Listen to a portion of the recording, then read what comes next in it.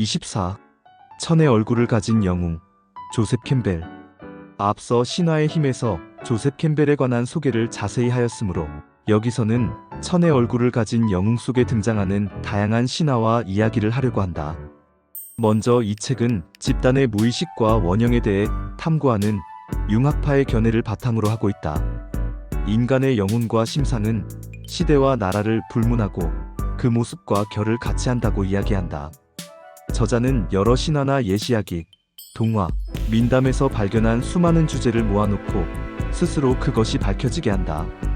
그는 이 책에서 인간이라면 거치게 되는 우리 인생의 모습을 간극과 행간을 뛰어넘는 시적 언어로 살려내고 있다.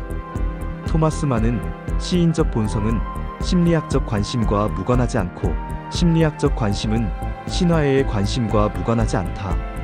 라고 말했다. 조셉 캠벨은 시인의 마음을 갖고 현대인의 마음속 모습을 신화를 빌어 생생하게 이 책에서 살려낸다. 이 책은 지금 시대를 살아가는 현대 우리들의 이야기를 하고 있다. 책에는 옛날 이야기가 가득하지만 그것은 상징에 지나지 않는다. 우리 삶의 모습은 궁극적으로 이야기될 수 없는 영역이다.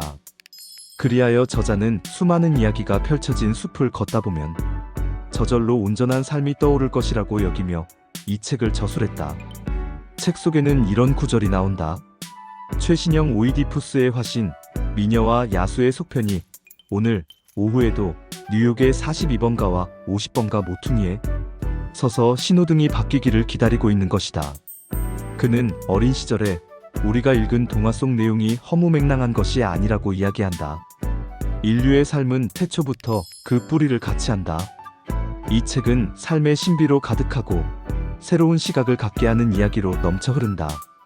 인간의 삶은 문턱 넘기의 과정이다. 우리는 출생하고 성인식을 거쳐 취업이란 것을 하고 이성을 만나 결혼하며 그 후 장년과 노년의 삶을 맞는다. 이 책은 삶을 살아가는 이라면 누구나 거치게 되는 모습을 이야기한다. 삶이 원활하지 않을 때 우리는 문제에 부딪히게 된다. 성인식을 제대로 거치지 못하고 어른이 된 남자가 있고 이성과의 만남에서 온전한 기쁨을 맛보지 못하는 청춘이 있다. 그리고 인생의 묘미가 체화되지 못한 장년과 이승에서의 삶을 마무리하지 못하고 죽음을 두려워하는 노년이 있다. 삶이 힘든 이유 중 하나는 적절한 때에 요구되는 인생의 과업을 해결하지 못해서이다. 이 책은 온전한 삶의 원형을 우리에게 선사하니 인생이 힘들다고 여겨질 때 읽으면 좋다. 현대를 살아가는 우리도 저마다 자기 인생의 영웅들이다. 이 책은 사람들에게 문제에 머무르지 말고 용기를 내어 삶의 중심으로 뛰어들 것을 당부한다. 지금의 삶이 우리가 살아야 할 인생이다. 생명은 매 순간 그대를 부르고 있다. 거부하지 말고 뛰어들어 살아있음의 황홀을 체험하라. 기꺼이 죽임을 당하고 영광스럽게 재생하라.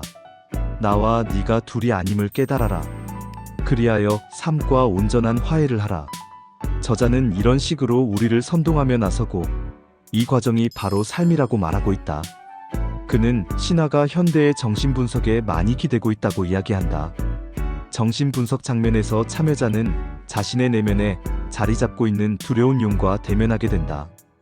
이어서 욕지기가 나는 갖은 시련에 빠지게 되고 호부와 앵마기를 지니고 혼란 끝에 보편성의 영역으로 들어서게 된다. 마지막으로 세상의 편견을 바로잡고 넓은 관계성의 마당으로 나와 평온한 일상을 살아낸다. 결국 이 과정은 자기의식의 확장이고 의식의 확장이 바로 삶이라고 저자는 결론짓고 있다. 캠벨은 이 책에서 신화의 이야기를 영웅이라는 가슴 떨리는 주제로 잘 정했다. 그에 맞춰 보편성 있게 목차를 훌륭히 잡았다. 그리고 옛날 이야기라는 캐캐묵은 재료를 가지고 누구보다도 현대인들의 입맛에 맞게 진수성찬을 내놨다. 이 책은 의식의 확장을 이야기하고 있고 사람의 내면 변화 과정에 대해 많은 생각을 할 수 있게 한다. 우리는 여정에 앞서 외로운 시기를 겪어야 한다. 단테식으로 말하면 우리 삶의 도정에 도사린 어두운 숲인데 신곡에서 그는 노래했다. 나를 지나면 슬픔의 도시로 가는 길, 나를 지나면 영원한 슬픔에 이르는 길, 나를 지나면 길 잃은 무리 속으로 들어가는 길. 그렇게 우리는 처음 모험의 과정에 입문하게 된다. 그 다음은 소명을 받는 단계다.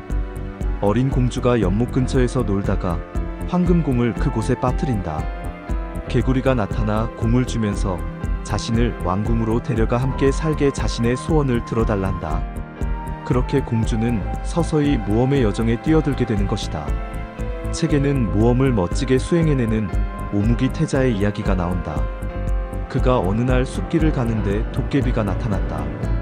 그는 자신을 잡아먹으려면 그렇게 하라고 한다.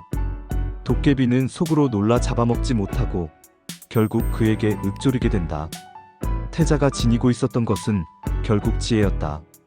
그리고 태자는 도깨비를 조복시킨 다음 정령이 되게 한 후 자신의 갈 길을 간다. 이러한 비슷한 이야기는 많다. 영웅이 길을 가다 괴물을 만나게 되면 괴물은 반드시 자신과 싸워 이기면 의수를 받게 해주고 지면 죽게 된다고 한다. 영웅의 값하는 인물은 괴물을 물리치고 의수를 전수받는다. 결국 여기서 하는 이야기는 지혜와 용기에 관한 이야기다. 여정을 끝마친 영웅은 인간 세상에 쓰일 귀한 물건을 갖게 된다. 그런데 영웅에게는 또 한 번의 수고를 할 것이 요구되는데 바로 그 귀한 물건을 갖고 저승에서 이승으로 넘어와야 하는 단계가 남아있다. 그 물건은 이 세상에서 쓰일 것이기 때문이다.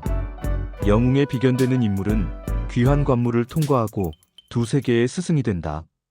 그러므로 애착을 떠나 마땅히 해야 할 바를 행하라. 너의 모든 일을 나에게 맡기고 내 생각을 가장 높은 자아에 모으고 원망과 이기심에서 벗어나되 흐트러지지 말고 나가 싸우라. 바가바트 기타에 나오는 내용이다. 그리고 영웅은 새롭게 거듭나게 된다.